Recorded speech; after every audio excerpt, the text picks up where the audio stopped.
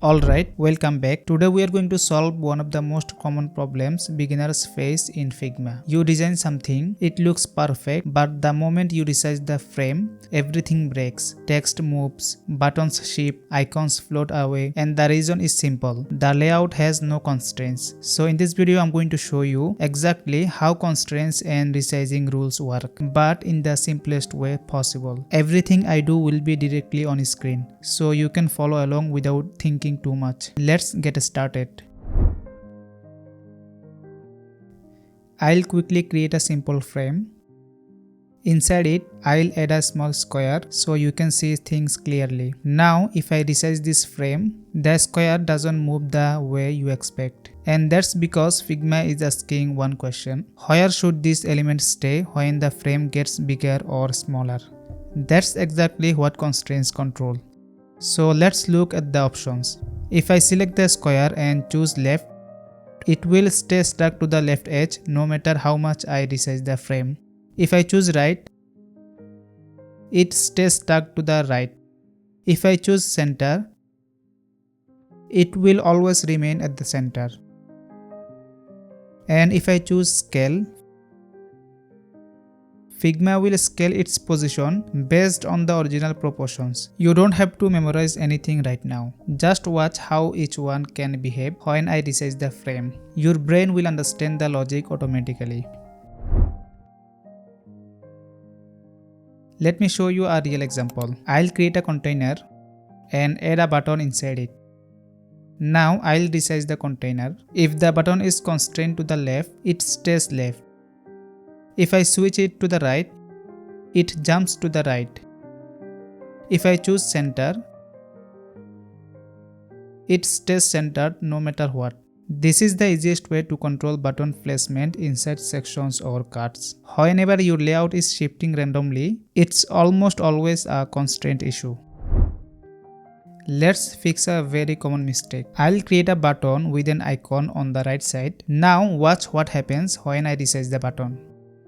The icon moves weirdly, not because auto layout is wrong, but because its constraints are not set. So I'll select the icon and set the horizontal constraint to the right and vertical to center. Now when I resize the button, the icon stays exactly where it should. Simple fix, but it makes a huge difference. Next, I'll show you a clean column layout. On the left, a little text block. On the right, a large image. Now I'll resize the whole frame. If the right side is set to scale, it stretches. If the left side is set to left, it stays fixed and doesn't stretch. This is exactly how responsive dashboards and product layouts work. One side grows, the other side stays stable. Again, you don't have to remember anything. Just keep watching the behavior.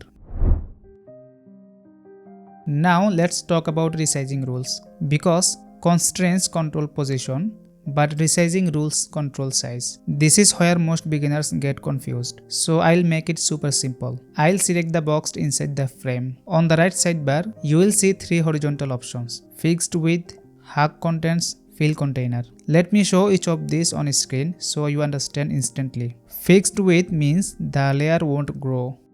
Hug contents means it automatically adjusts to its text. Fill container means it stretches to take all available space. Same thing for vertical resizing. This seems small, but once you understand it, your layout will never break again. Alright, now that you understand the basics of constraints and resizing rules, let's bring everything together with a real example. Something you will use in every project. A responsive card layout. I'll start with a simple card. Inside it, I have a product image, a title, a small description, and a button. Everything is clean with auto layout. Now I'll resize the card, and yes, things break, and it's not responsive.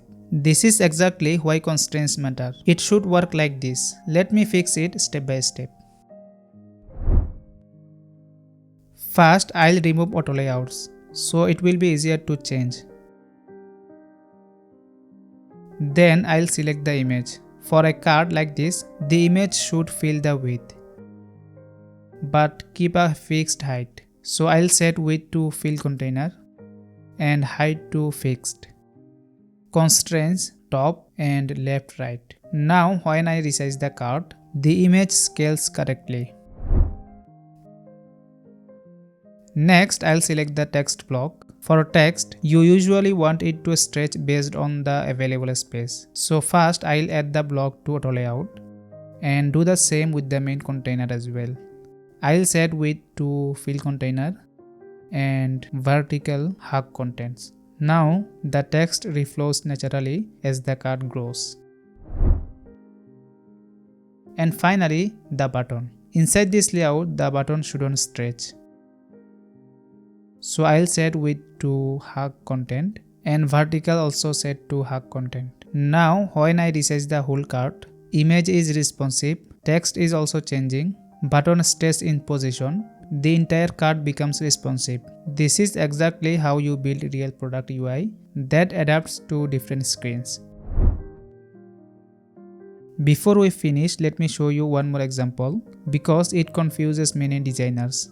I'll create two elements side by side. If I resize horizontally, constraints decide left, right, center or scale. If I resize vertically, constraints decide top, bottom, center or scale. So constraints control direction, resizing rules control size. Once you understand the difference between these two, everything becomes predictable. In the next episode, we will talk about grid systems, columns, gutter, margin, 8-point grid method, which is the next step for building clean and scalable layouts. If you found this video helpful, make sure to like and subscribe, and thank you for watching. I'll see you in the next one.